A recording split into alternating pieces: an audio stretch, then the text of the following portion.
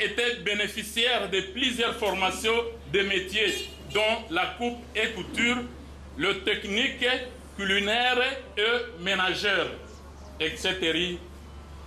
Dans le foyer social, au plan spirituel, Maman Namwenda est chrétienne catholique engagée. Elle a évolué dans le SEV partout où elle est passée, ensemble avec son mari, dont seule de l'avenue Fils à Bukavu, et dernier, elle a été légionnaire à la paroisse Sainte-Marie de Mwenga. Elle a aussi été membre à part entière des associations chrétiennes, des mutuelles et des organisations catholiques à la base.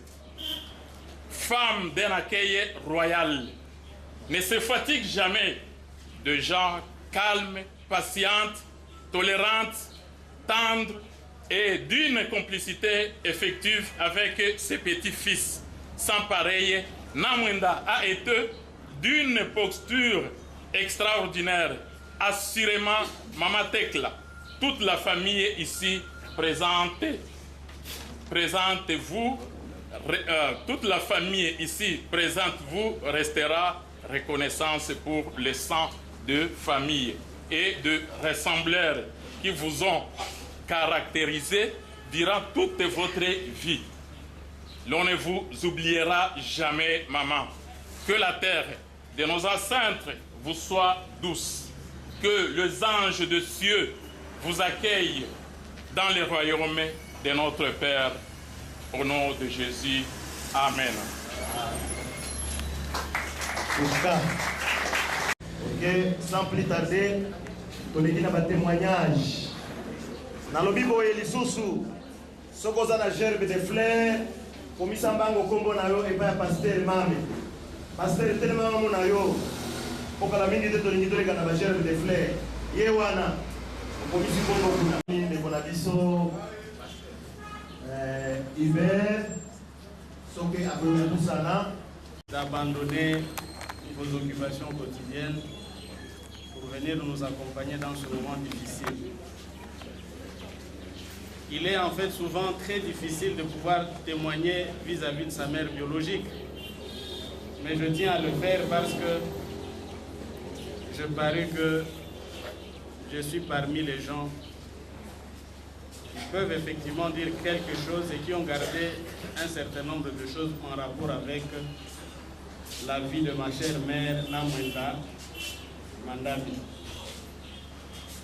Je vais commencer par vous dire que nous sommes nombreux. Et comme vous l'avez effectivement écouté dans la présentation, Namwenda a fait 15 naissances. De ces 15 naissances, malheureusement, 8 sont partis. Donc de ces 15 naissances, plutôt nous sommes restés 9. Faites la différence, il y a 6 qui sont partis. Et donc elle a su endurer cette souffrance de perdre 6 enfants durant une vie. Et tous ces 6 mouraient à un âge suffisamment avancé. Un premier élément, Namwenda meurt après avoir fêté pratiquement plus de 60 ans de vie de couple avec son mari, Jérôme Loutala. C'est une grâce. Et ce n'est pas seulement de vie de couple, mais de mariage religieux conclu à la paroisse de Mungombe dans le territoire de Mwenga. Deuxième élément, c'est que ma mère, je l'ai vu se soucier de tout ce qui pourrait se rapprocher notamment de la vie sociale des gens. Elle était celle qui nous incitait toujours à répondre et à être présents à toutes les activités de nature, deuil, ou toutes les formes de souffrance des autres. En fait, c'est elle qui nous poussait une fois qu'elle remarquait que nous y mettions un peu de la paresse ou de la négligence. En tout cas, nous recevions toujours une sorte d'alerte. Et nous étions difficilement capables de résister à cet élan. Namwenda, ce n'était pas la première fille ou le premier enfant de sa famille. Mais visiblement, elle a été la référence, le modèle de tous les autres. Quand on voulait brandir l'exemple des enfants qui ont réussi dans sa famille entière, elle était citée toujours en premier, et par ses frères, et par ses sœurs, et par tout le monde qui appartenait à cette famille. Moi-même, cela, non seulement que ça me faisait peur, tout simplement parce que je me disais, est-ce qu'on n'est pas en train de me flatter? Parce que je suis présent pour dire que c'est ma mère qui est la fille modèle de la famille Kalenga. Mais visiblement, ce n'était pas une flatterie, parce que même avant que son frère aîné, le Mwami Kalenga, ne meure, en tout cas, il nous a réunis en dernier pour dire, j'aimerais que vous qui êtes les enfants de ma soeur, que je considérais comme ma soeur modèle, vous puissiez également évoluer modèlement, en fait, permettez le terme, de manière exemplaire, et que, enfin, vous puissiez être le reflet de ce que les autres doivent suivre dans votre vie de tous les jours. Aimez-vous, restez unis, soyez patients et essayez de rassembler tout le monde à l'instar de ce que votre maman faisait. Ça, c'était le témoignage de son frère qui est mort chez nous en famille et qu'on a dû accompagner. Qu'il nous laisse comme un témoignage que je dois faire ici. Et finalement, je me dis, de ces 9 enfants qui sont restés de Namwenda, je suis le seul qui ait vécu presque toute ma vie ensemble avec les parents. J'ai forcé à des moments différents de quitter. Je suis allé en Europe, sachant que peut-être je pouvais aussi faire comme tous les autres et rester là-bas et forcer ma vie. Mais le sort m'a ramené. J'étais à Kisangani, on m'avait élu à l'université comme un des représentants de l'université à la conférence nationale ici. Mais le jour où on devait partir, un message venait de la maison comme quoi les papas demandaient qu'il y ait un garçon qui retourne parce que leur santé n'est plus bonne, et n'est plus bon, leur état de santé n'est plus bon, il fallait qu'il y ait quelqu'un. Au lieu de venir ici répondre aux devoirs citoyens, en tout cas, et les sœurs et toute la famille m'a forcé. Ils vont tous forcer de retourner pour aller veiller sur la santé de ses parents. Et toutes les fois quand j'arrivais, en tout cas, il n'y avait pas moyen. Donc, ils ne prenaient plus le médicament. Le simple fait d'arriver était déjà un médicament suffisant pour eux. J'avais forcé de venir peut-être en arrivant à Matadi, la même chose va se reproduire un peu à l'instar de ce que j'avais vécu à 2 ou 3 reprises. Malheureusement, j'ai cherché le ticket, j'ai cherché par tous les moyens, j'ai forcé de venir à Kinshasa. Le ticket n'a pas été possible ou ma disponibilité n'a pas été possible. Jusqu'au jour où on a appris qu'elle est morte, finalement, on trouve les billets, on arrive, mais on la rencontre déjà morte. Vraiment, ma mère, il y a ma petite sœur Yvette qui vient de me dire, de me faire un testo et de dire, il faut que je le dise à tout le monde, elle remercie sa mère qui est là-bas, parce que tout simplement, elle est appréciée de tout le monde, et au plan professionnel et sur le plan social, et elle est elle-même consciente qu'elle a hérité toutes ces vertus qui la font apprécier par son environnement de sa maman. Et il faut que je le dise à tout le monde, vraiment, c'est une maman qui est restée modèle pour nous tous et pour toute la famille. Elle est morte à Kinshasa. Kinshasa, c'est loin. Dans toute sa vie, elle n'avait jamais été à Kinshasa. Mais le simple fait de voir la mobilisation déjà autour de son corps, c'est que c'est aussi un autre témoignage qui dit tout.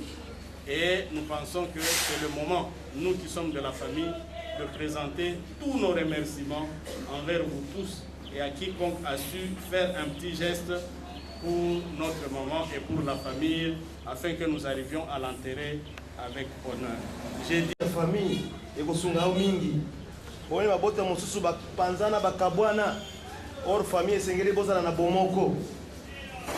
Na bengi ndeko na biso pasteur mame panaye.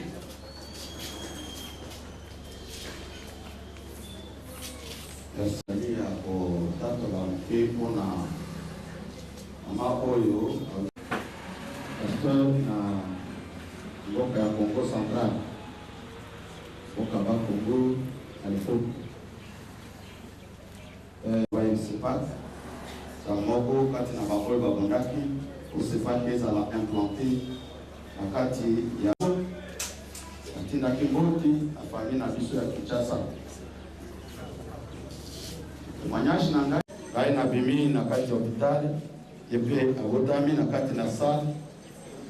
Maman oyo aussi le 17 et le 20 août 1960.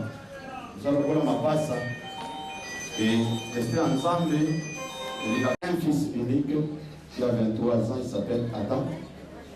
Asotanga na matati. Falaya ni atika liko kingeranda.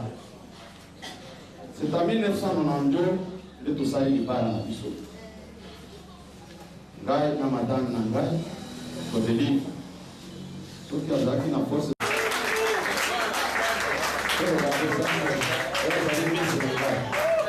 Miss. Ok. Merci. Faut commenter. Moi je suis pasteur. En 1992, Bazalaki, ma belle-sœur, Bazalaki, ma maman, Bokilo, Bazalaki, et le temps qui tourne, et tout le monde qui porte Nabiso, Congo central. Naïba qui papa n'a été, Naïba qui maman n'a été, mais coïncidence que votre mati n'a pas été à l'hôpital mort. Après 15 ans, Sanga Salina et grâce, na sali voyage, na Bukavu.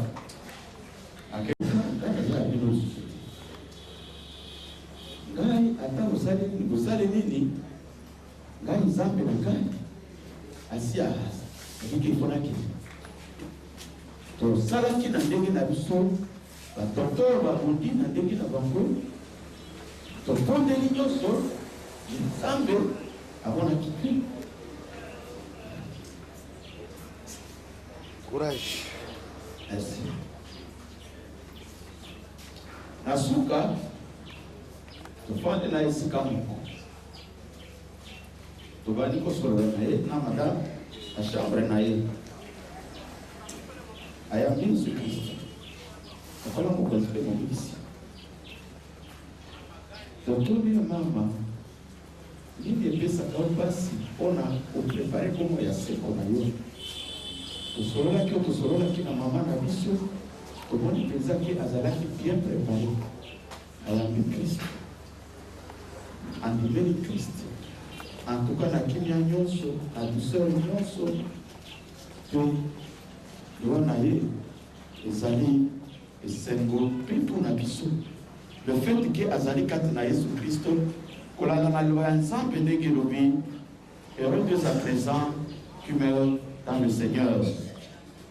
Ayebi ete aza na baevre malamu, ayebi ete aza na kondima na ye kati na Yesu Kristo mpe mokolo moko tokoya kosekwa na ye elongo parce andimelaki Yesu Kristo lokola mokonzi mpe mobikisi.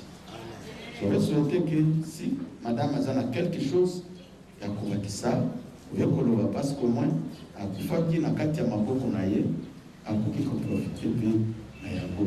Amen. Loba. Loba, tuka loba. Alléluia. Ya liboso na pesi Nzambe merci. Parce que apesa kinga maman. J'étais fière de cette maman. Mikolo nyonso nazako ibisa Nzambe merci. Poete opesanga mama oyo nazomona ke asalanga bien.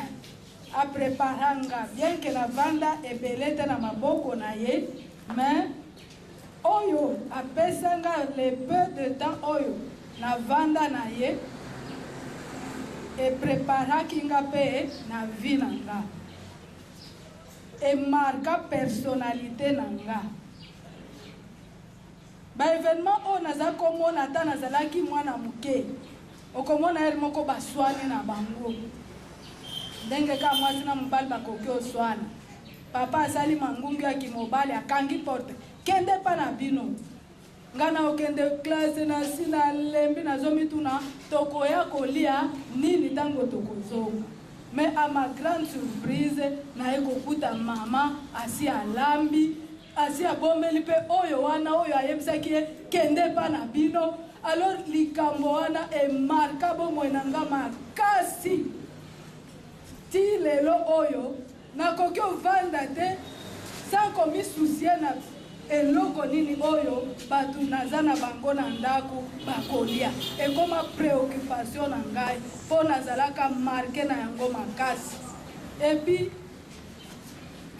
epesa ngai courage ya koloba te nga mokolo na kobala moyen na mi séparé na mobali na nga ekozala te mpo mama na biso tozomona ndenge azosupporte bacaprice nyonso ya mobali na ye nga mpe mokolo na kobala en tout cas il faut na supporte bacaprice nyonso oyo mobali na nga akozala na yango mpo na kolanda exemple ya mama nde makambo mibale mpenza emarkanga na bomoi na nga ntango tozokola mama atikala kofinga mwana ata mokolo moko te yango na munoko na nga mpe ata koyebisa mwana kamwa eloko boyoko okoki kofinga neti ndenge nayokaka na bamama mosusu ezalaka te yango nakumisi nzambe mpenza mpo na kopesa nga mama oyo amarka vi na ngai na comportement na ye ezala na libala ezala na vie sociale na ye en tout cas nzambe akuma kati na nyonso pesi ye mpe bomo ya molai nde naza kopesa lisusu nzambe merci ebele babotamaka na bamama eza mabe penda wenzetu so tolingi bandeko na biso Mungu yuko nzambe aza na kati na biso aliyetufanya tuwe ndugu ndiye Yesu Mungu asala biso tozala bandeko chuki yote koina na nyonso na vi na bakanda elongwa.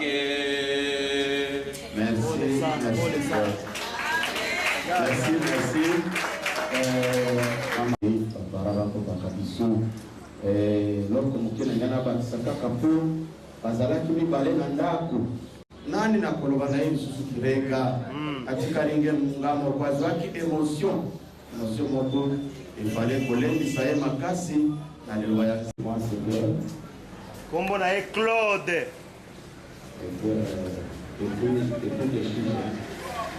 depuis azalaki ne mwana muke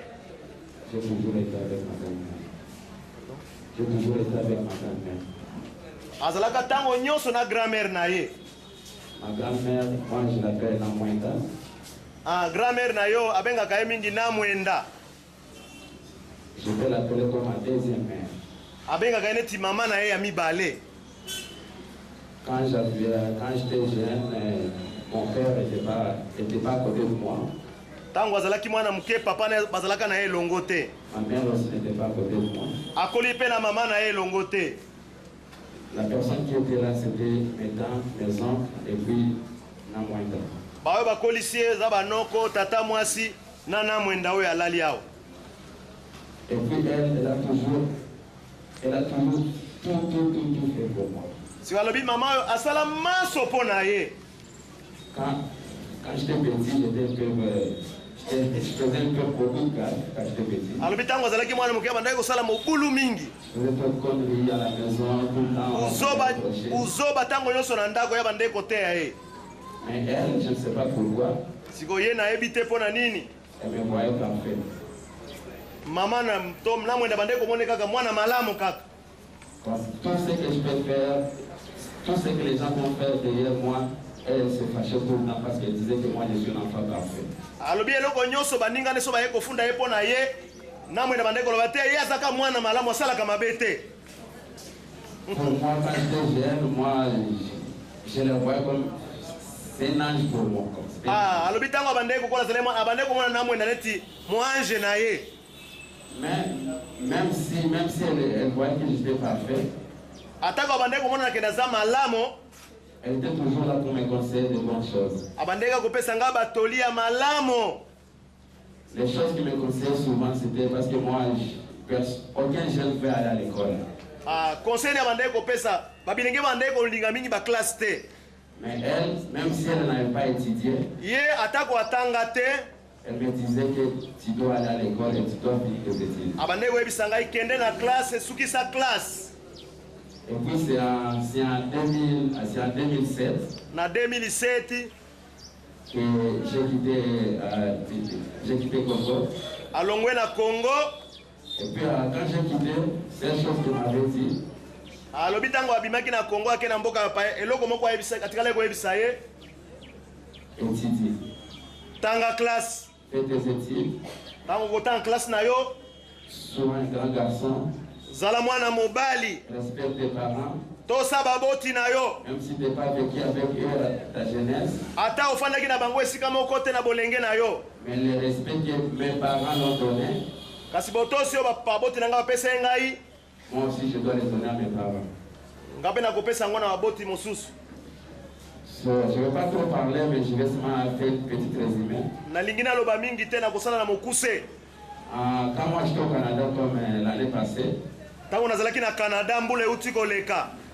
On parlait de faux téléphone. Tobande kosolana mingi na téléphone. Et puis elle nous disait comme moi avec ma soeur qui est là, elle habite en Belgique. Abande ko ebisanga na leki na ngai ya mwasi mwana leki na ngai ya mwasi afana na Belgique. Parce que elle c'est sa petite avec sa première fille. Ye mwana leki na ngai mwana na ye ya mwasi.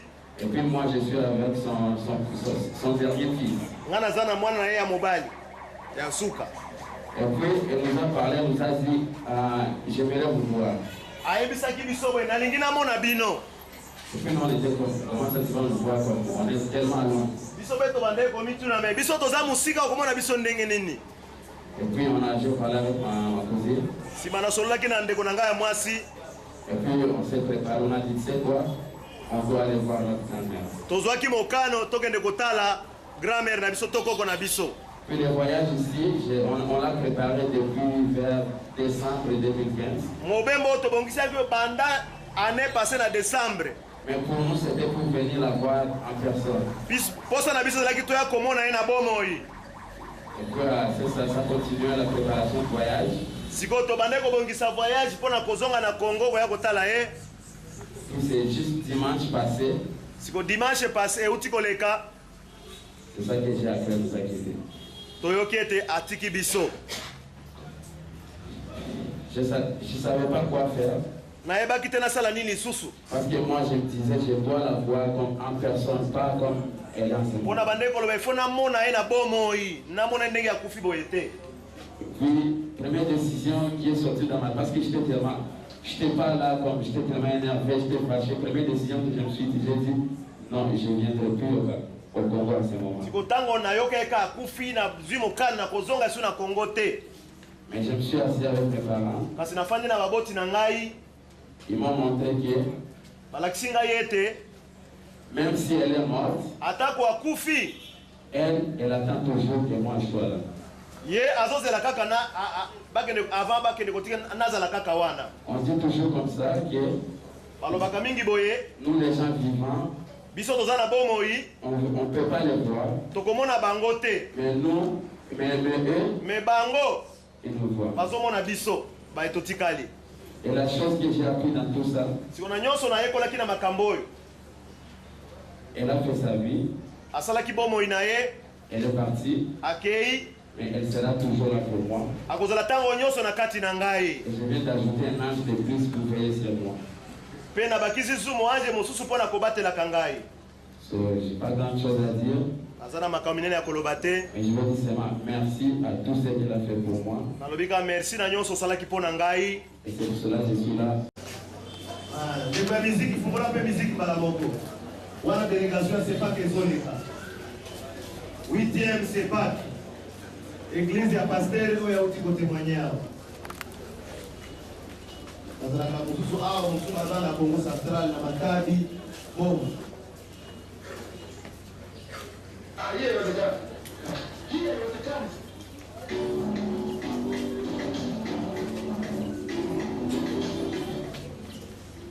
Balamoko pe maman église porte des alliés bozo bongama. Sima Domengi pe sima église de porte des alliés famille et papa Songa. Maman église de porte des alliés.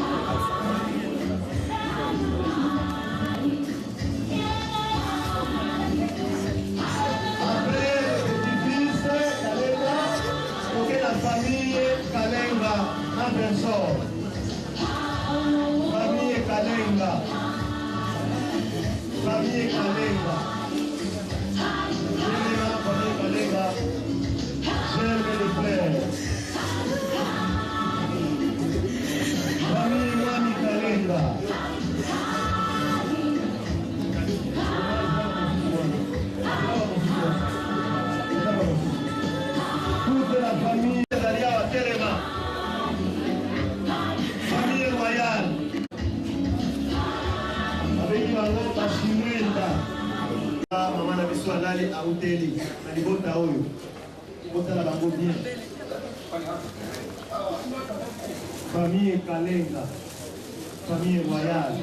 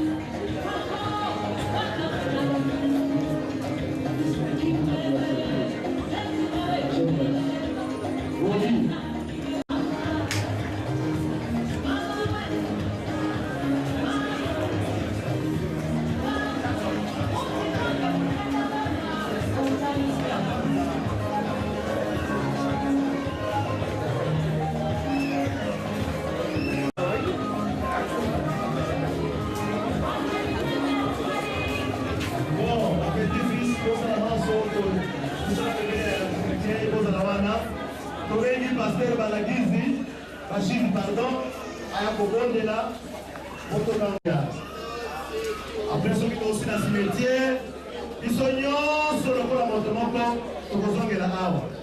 Ceux qui sont